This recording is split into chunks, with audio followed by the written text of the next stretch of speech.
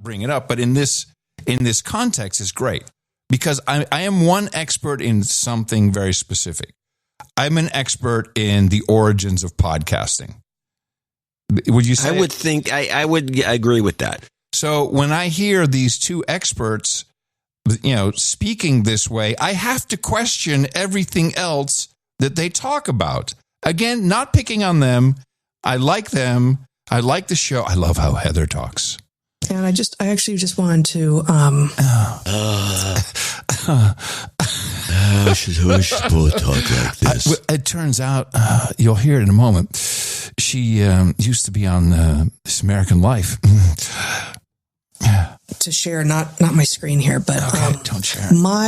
Don't share your tabs. Notes that I wrote in advance of our first live stream. So I should say this is not.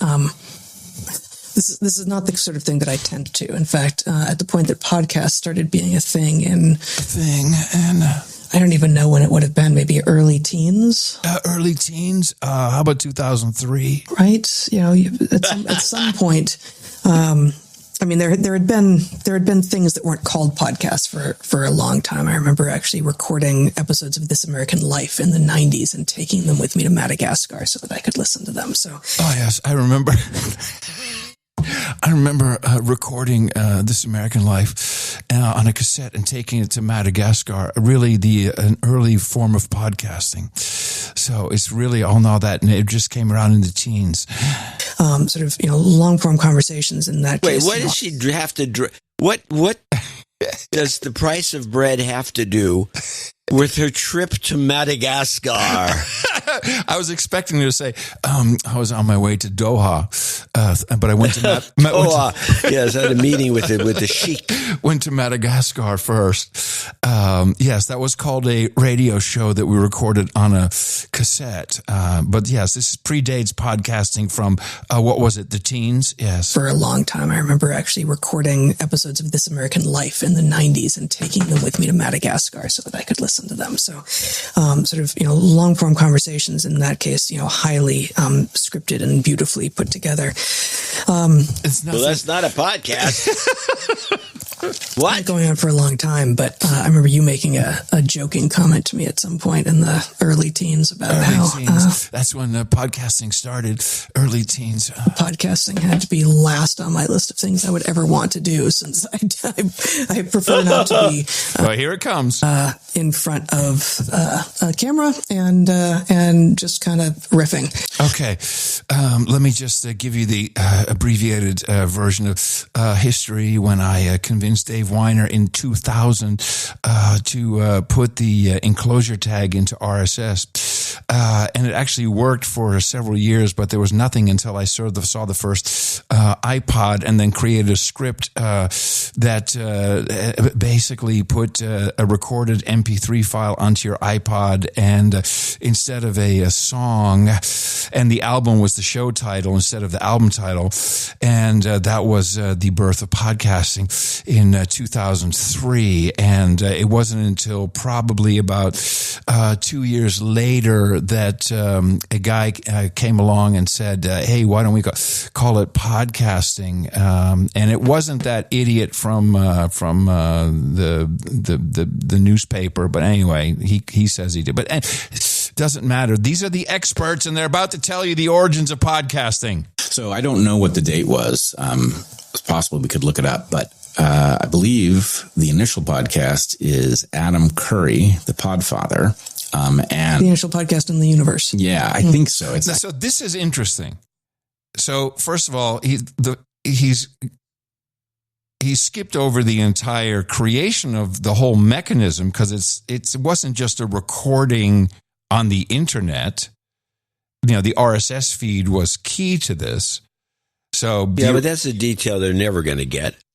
Well, but it's incorrect, and what I like about it is that somehow, somewhere, we have indoctrinated Heather's mind that the No Agenda Show is the best podcast in the universe, because she says, "Oh yeah, that was the first podcast in the universe." We have infected her We are inside her brain somewhere. Possibly we could look it up. Somehow it got in there and got scrambled because obviously this is going back to the Gell-Mann amnesia concept. Yep. This is how it works. You get this information. It's a mishmash. Yep.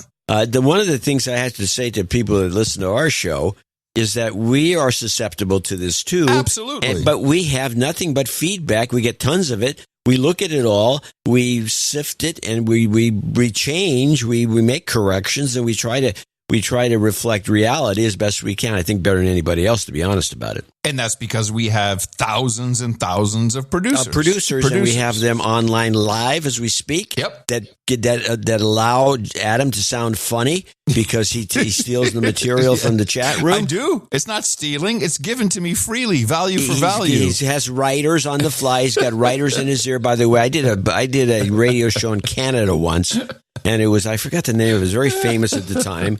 And the entire the hosts of this show, of this radio show, it wasn't televised, but it was, I don't believe.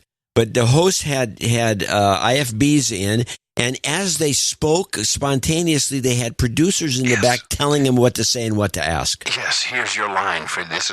Which is what you mock all the time on the show, which is it's a funny bit. It's hilarious. Nobody else seems to be able to do this gag. Yes. But this actually does happen. You have it to an extreme. They're looking stuff up and making the guy sound smart. Yeah. Well, Heather doesn't have that. But I am obviously. I think it was the Podfather. So I don't know what the date was. It's possible we could look it up. But I believe the initial podcast is Adam Curry. I am the initial podcast, just so you know. Yeah. I'm the initial. You just stand. Yeah, you are the podcast. You are a podcast. Yes, he's the initial podcast. The Podfather. Yes, good. The initial podcast in the universe. Yeah, I think so. The initial. Wait, she said the initial podcast in the universe. Yes, the initial. Yeah. Nice botch there. Yeah, but we're in her head. We're in her head. Somebody's in her head. Yeah.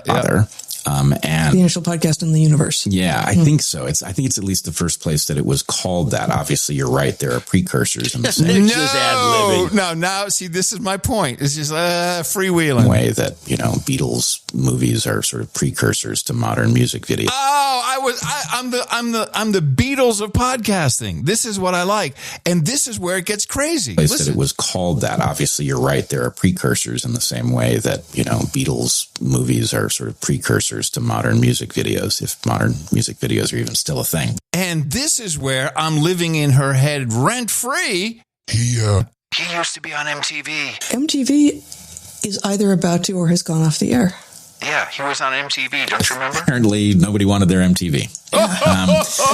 I ran into that recently. Yeah, and like with a whimper. Apparently, no one has noticed. Yes, no one has. Well, it makes sense. People have moved on to other stuff. But you like this podcast? You said.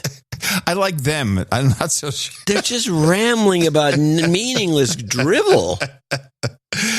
Oh boy! Oh boy! Oh boy! Anyway, let me play this last bit from. How did we get from the nexus to these two? Yeah, I don't know. I had to take a departure. I know you transitioned. You caught me off guard. Yeah. I am completely flat-footed in how you pulled that one off. I'll take you back and I'll finish it up. I'm going to wind up here with the end of the North Sea nexus. We go back to the British controlling everything. You talk about the revolutions of 1848, and all I can think of was the Arab Spring under Obama. Like, you know what I mean? It's the same thing. Like, and we know the same, right? And we know the Muslim Brotherhood is a City of London creation, and we know all of these things, and they're running the same playbook here in the United States right now. Exactly. There you go. More to come. Just stay tuned. More to come.